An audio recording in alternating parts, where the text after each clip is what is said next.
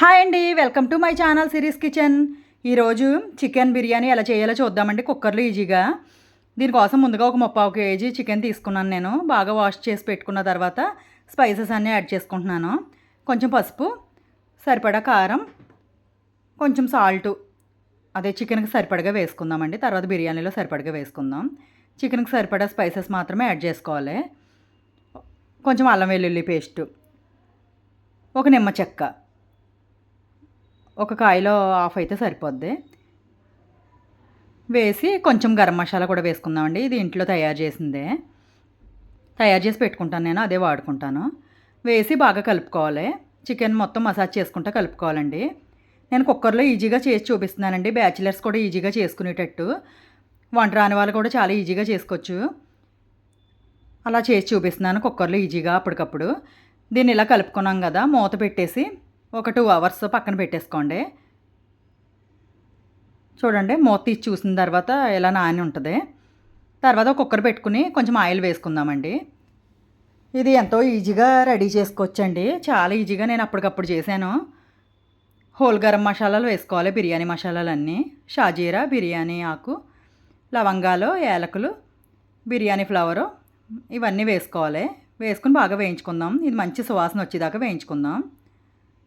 ఒక 2 మినిట్స్ వేయించుకుంటే బాగా వేగుద్ది.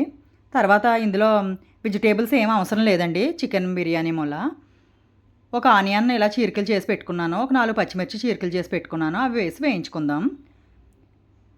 బ్యాచిలర్స్ అస్తమానం బయట తినాలన్నా తినలేరు కదండి. ఇంకా రూమ్లో అయితే కుక్కర్ ఎలాగో ఉంటుంది. ఇంకా కుక్కర్లో ఇలా ఈజీగా బిర్యానీ చేసేసుకోవచ్చు. వాళ్ళ కోసమే చూపిస్తున్నాను. వంట రాని వాళ్ళు కూడా బిర్యానీ కావాలంటే అప్పటికప్పుడు ఈజీగా చేసుకుని ఇలా చూపిస్తున్నానండి. చాలా సింపుల్గా ఉంటుంది. చూసి తప్పకుండా ట్రై చేయండి. ఇలా బాగా వేయించుకోవాలి. ఇలా వేగింది కదండి, కొంచెం రెడ్గా వస్తే బాగుంటుంది. బాగా వేగినట్టే. ముందుగా మనం మ్యాగ్నేట్ చేసుకున్న చికెన్ వేసుకుందాం. చికెన్ వేసాక ఎప్పుడైనా సరే హై ఫ్లేమ్ మీద పెట్టుకుని వేయించుకోవాలండి. అప్పుడే ముక్క అన్నది గట్టి రాకుండా జ్యూసీగా బాగుంటుంది, ఉడుకుద్ది. సిమ్లో పెడితే ఓన్లీ వాటర్ వచ్చేస్తాయి కానీ ముక్క గట్టిగా ఉన్నట్టు ఉంటుందండి. ఎప్పుడు కూడా కర్రీకైనా సరే హై ఫ్లేమ్ మీద పెట్టుకుని వేయించుకోవాలి. ఈ టిప్ ఒకటి పాటించండి. టెండర్గా ఉంటుంది చికెన్ అన్నదే. చూడండి, హై ఫ్లేమ్ మీద పెట్టుకున్నాం కదా, ఇలా వేయించుకోవాలి. చికెన్లోంచి కొంచెం వాటర్ వస్తాయండి. కొద్దిసేపు ఆగితే చూడండి, కొద్దిసేపు మగ్గిన తర్వాత వాటర్ వచ్చినాయి. సిమ్లో పెట్టేసుకుందాం. సిమ్లో పెట్టేసుకుని ఉడికించుకుందామండి. దీన్ని మూత పెట్టి ఒక 10 మినిట్స్ ఉడికితే సరిపోద్దండి. చూడండి, ఇంకా వాటర్ ఎక్కువ వచ్చినాయి కదా, ఒకసారి కలిపేసి ఇంకా దీన్ని వాటర్ అన్నీ ఇంకిపోయేదాకా ఉడికించుకోవాలి. ఎలా అంటే ముక్క అన్నది ఇలా విరుగుతుంది కదా, ఇంకా వాటర్ అన్నీ ఇంకిపోతే మనం మళ్ళీ బిర్యానీకి వాటర్ అన్నది పోసుకోవచ్చు. చూడండి, ఇలా బాగా చికెన్ అన్నది రెడ్గా వేగింది, వాటర్ అన్నీ ఇంకిపోయినాయి కదా. ఇప్పుడు వాటర్ అన్నది పోసుకోవచ్చు. నేను 2 గ్లాసులు బియ్యం తీసుకున్నానండి. 4 గ్లాసులకి తక్కువగా వాటర్ అయితే పోసుకుంటున్నానండి. మీరు గ్లాసుడికి గ్లాసున్నర కూడా పోసుకోవచ్చు. కాకపోతే మా బియ్యం బాగా పాతగా ఉన్నాయండి. నేను బాస్మతి రైస్ వాడట్లేదు. నార్మల్గా ఇంట్లో వాడుకునే బియ్యమే వేస్తున్నాను, సోనా మైసూర్ బియ్యం. చూడండి, సరిపడగా సాల్ట్, కల్లుప్పు అయితే తీసుకున్నాను నేను, అదే వేసుకున్నాను. ఈ వాటర్ మరిగిలోపు బియ్యం ఎక్కువ ముందు కడిగేసుకుని నానబెట్టుకోవద్దండి కుక్కర్లో బిర్యానీకి. అప్పటికప్పుడు కడిగి ఒక వాటర్ మరిగేదాకా నానబెట్టుకుంటే సరిపోతాయి. ఒక 2 గ్లాసులు బియ్యం తీసుకున్నాను. చూడండి, ఈ బియ్యమే తీసుకున్నాను నేను. 2-3 సార్లు కడిగేసి వాటర్ పోసి ఇలా నానబెట్టుకుందాం.